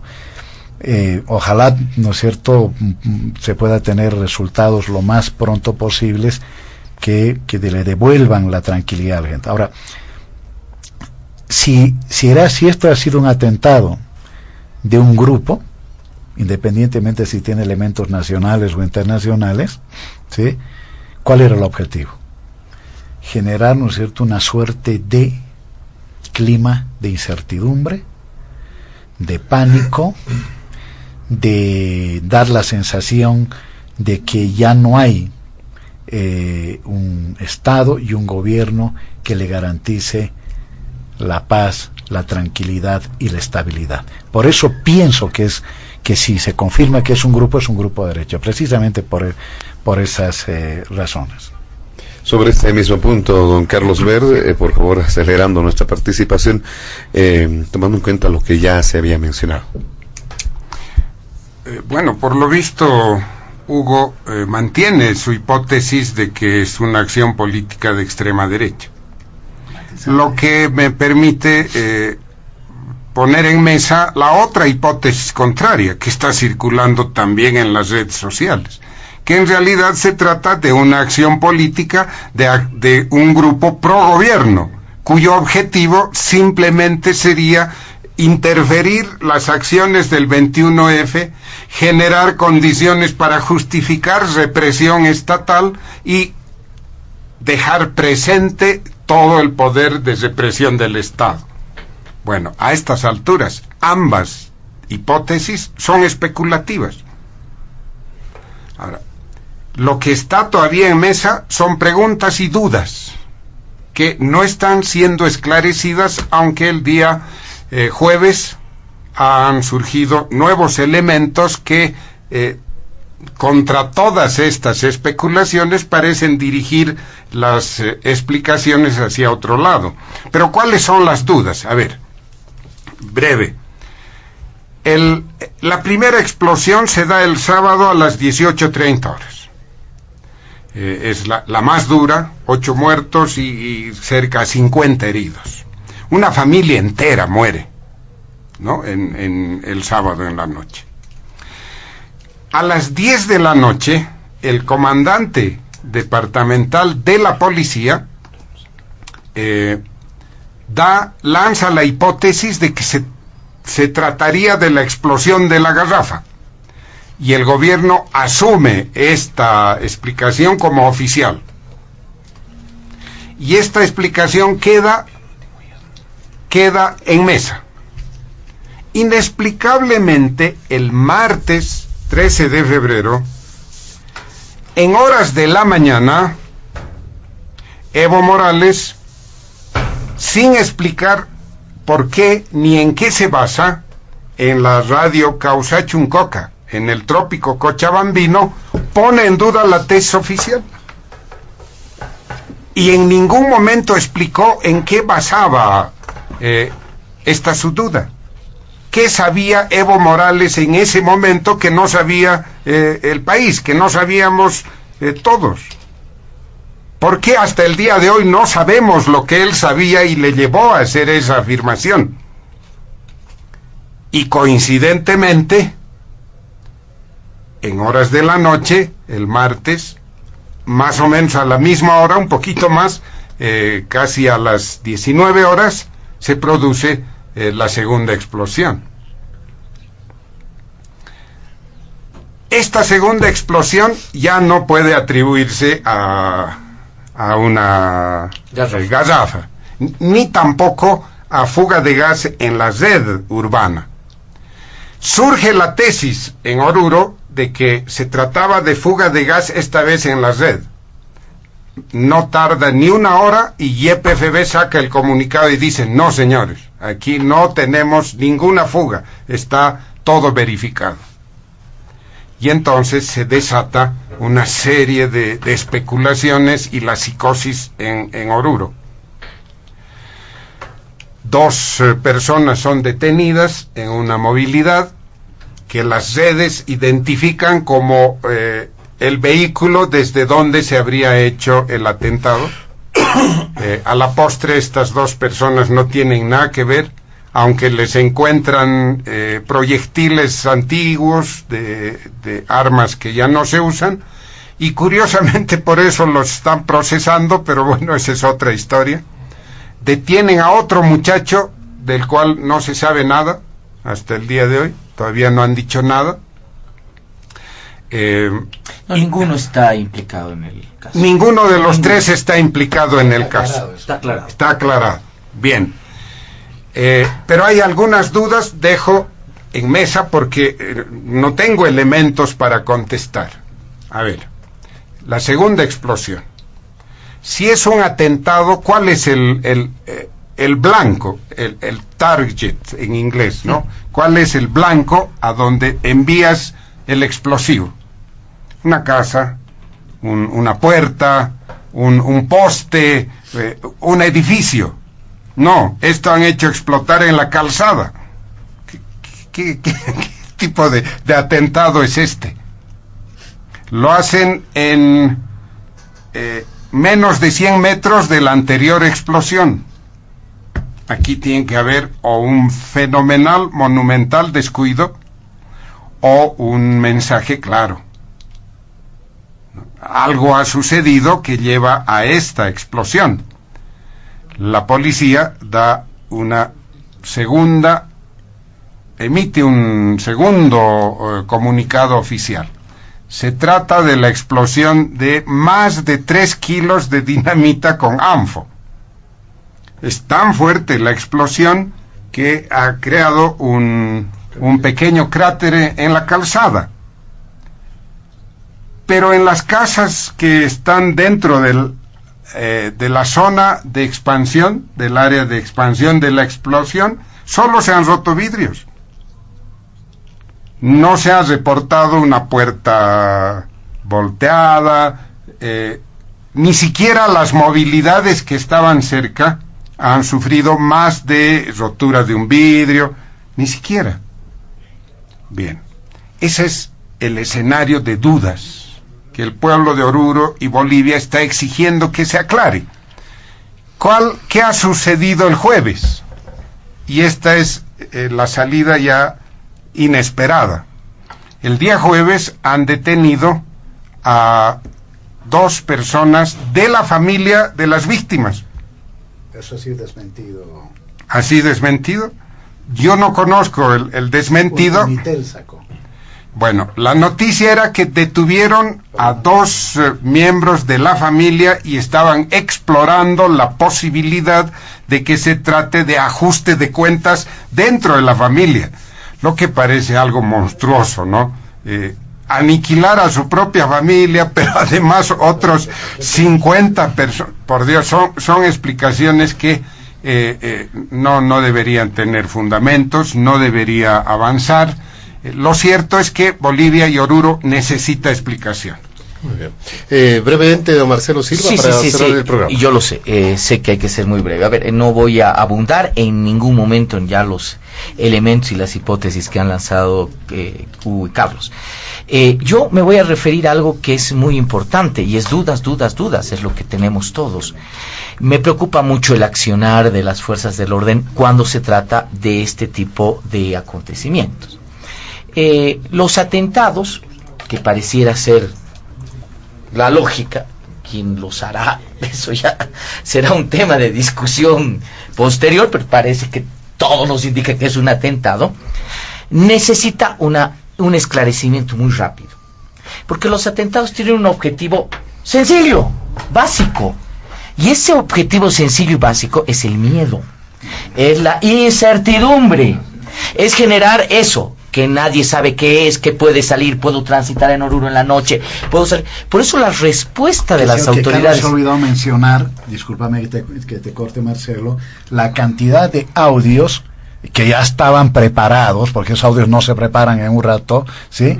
La cantidad de audios que circularon para precisamente generar pánico, incertidumbre, zozobra. Pero esa es la tesis gubernamental. Bueno, pero vamos, por eso yo insisto, la clave acá, el punto nodal, es de que estos hechos, atentados, vengan de donde vengan, estaban destinados a crear miedo, a crear zozobra e incertidumbre, que la gente no salga a las calles, que la gente no pueda tomar su vida normal, además, como todo atentado en todas partes del mundo. Ese es el objetivo central. En esos casos, las fuerzas del orden tienen que extremar, y tú lo sabes muy bien, Hugo, las pesquisas para precisamente luchar contra ese elemento de incertidumbre.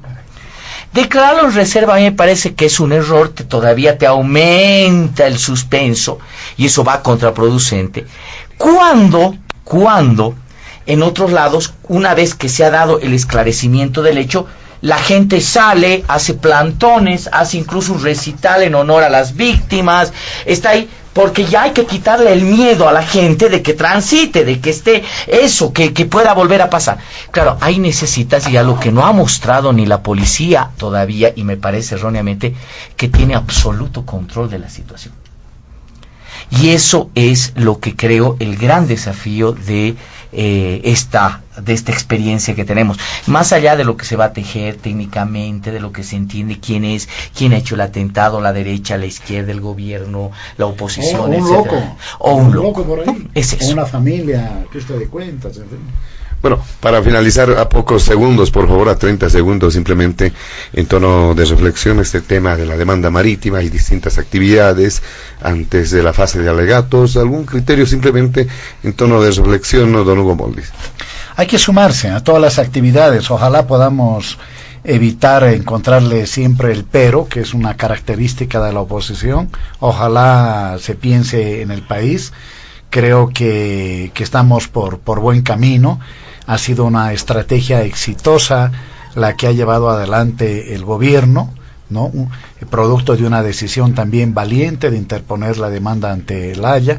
Creo que Chile tratará, ¿no es cierto?, de, como lo ha hecho en todo este tiempo, de provocar, ¿no?, de una y otra manera, y creo que la respuesta tiene que ser la unidad de absolutamente todos en esta fase final. Seguramente la Haya tendrá un fallo antes o poquito después del primer semestre, por lo que se sabe, y bueno, habrá que apoyar todo lo que se está haciendo desde el gobierno, desde las organizaciones políticas, ojalá se sumen las organizaciones cívicas, en fin, académicas, universitarias, para ir en esa dirección. Muchas gracias, don Hugo Moldis. Doctor Carlos Ver, para finalizar. Bueno, la reivindicación marítima es nacional, está en la conciencia de todas y todos los bolivianos. No creo que exista un boliviano que no ansíe recuperar el mar. Por lo tanto, hay que estar detrás de esto, y lo único que, por el poco tiempo que tengo al intervenir, solo quiero expresar es que deseo volver al mar, pero no me gusta que usen el tema del mar para fines partidarios y políticos, y ojalá no sigan utilizando. Muchas gracias, don Marcelo Silva. Nada, hay algo muy importante. El tema marítimo ya no es una política gubernamental, y creo que ese es un elemento que hay que reconocer de virtud durante estos últimos años. Y es una política de Estado. Cuando es una política de Estado, Chali, yo creo que las líneas, porque nunca ha habido tanto consenso en el país en el tema, aquel camino es la demanda. Antes que el intercambio territorial, que la franja, que aquí, que negociar, no. Hoy día creo que el 95% de los bolivianos está de acuerdo que ese es el camino, y esa es una política de Estado. Entonces, bienvenida a toda iniciativa, estaremos atentos, más allá de las actitudes indudablemente importantes, entusiastas que podamos tener. Yo creo que hay que escuchar muy bien cómo el equipo técnico afrontará alegatos que esta vez estoy seguro van a ser de muy, muy alto nivel.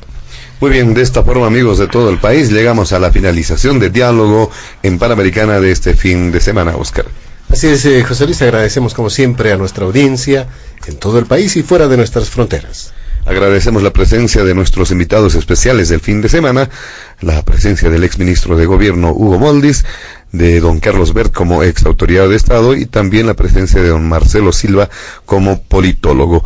A nombre de mi compañero de trabajo Oscar Cruz y quien les habla José Luis Flores, el compromiso de retornar el siguiente fin de semana. Permiso.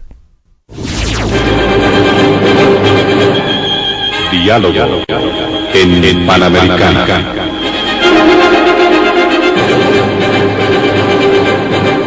La radio agradece por la atención prestada al programa de hoy.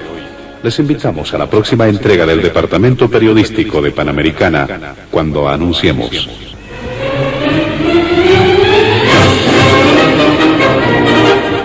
Diálogo en Panamericana.